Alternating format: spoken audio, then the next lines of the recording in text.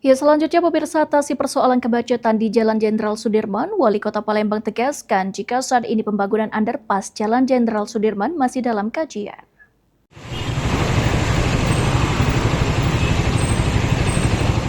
Kemacetan di Jalan Jenderal Sudirman masih kerap menjadi sorotan masyarakat Kota Palembang.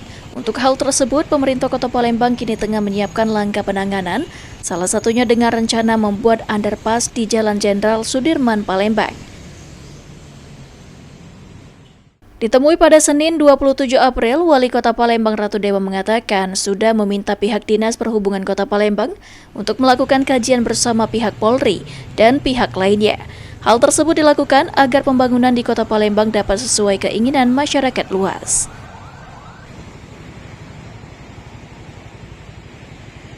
Underpass untuk di Sudirman ini seperti apa? Kaitan dengan pembangunan masalah underpass itu, saya sudah minta dari dinas perhubungan untuk ada rekayasa yang melibatkan dari pihak Polri juga, termasuk komunitas-komunitas yang ada, sehingga ini menjadi bahan diskusi untuk mengambil kebijakan secara luas nanti. Ini adalah kita perlu ada pengkayaan ide gagasan dari masyarakat sehingga mengambil suatu kebijakan yang pas untuk pembangunan kaitan dengan masalah mengurangi masalah kemacetan. Sebelumnya, rencana pembangunan underpass di Jalan Jenderal Sudirman Palembang sudah memasuki tahapan perencanaan.